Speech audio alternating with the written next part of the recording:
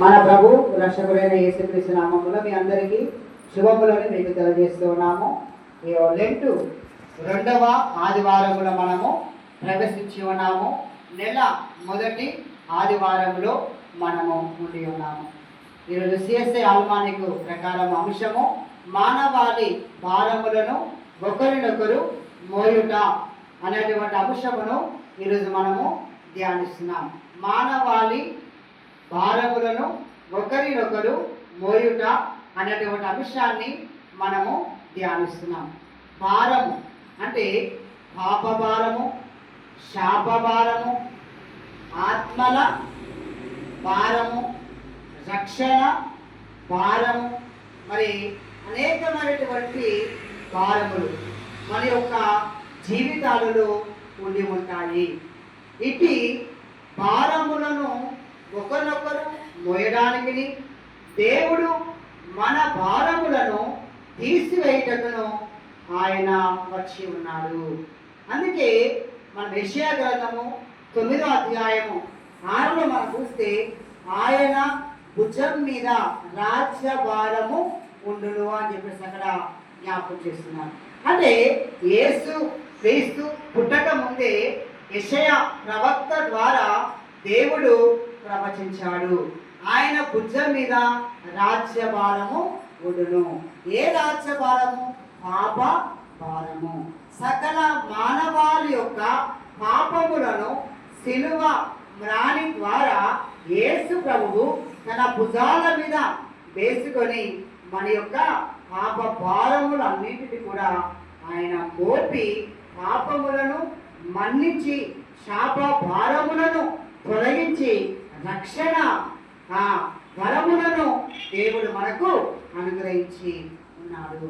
అందుకే మార్కు సువార్తలో మనం చూస్తూ ఉన్నాం 2వ అధ్యాయములో అక్కడ యేసు కపెర్నహూము అనే ప్రాంతానికి వెళ్ళినప్పుడు ఒక ఇంటిలోకి వెళ్ళాడు.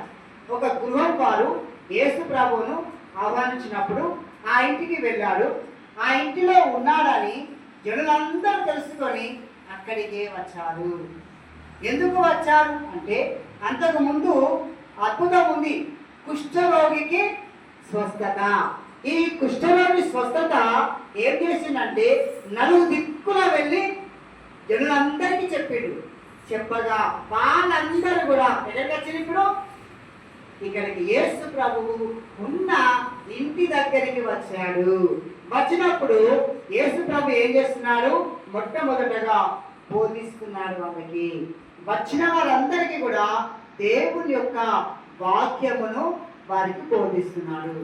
ప్రశ్న, ఏమి బోధిస్తున్నాడు అంటే దేవుని యొక్క ప్రేమ గురించి బోధిస్తున్నాడు.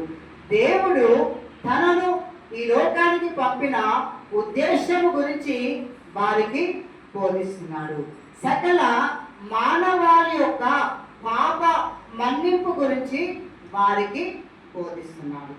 అలాంటి సమయంలో ఒక పక్షవాత రోగముతో బాధపడుతున్నటువంటి వ్యక్తిని 4 కూడా సహాయంతో అదే పడుకొని ఉన్నటువంటి ఆ వ్యక్తిని తీసుకొని వెళ్తున్నారు. అంటే ఇక్కడ ఏం కనబడుతుంది మనకు అంటే ఒకరి భారములను మరొకరు మోస్తున్నారు. ఇప్పుడు పక్షవాత రోగముతో ఉన్నటువంటి వ్యక్తి తన భారాన్ని ఎంతమంది మోస్తున్నారు? 4 మోస్తున్నారు. ఈ 4 దేనికి సాదృశ్యంగా ఉన్నారంటే సంఘానికి సాదృశ్యంగా ఉన్నారు.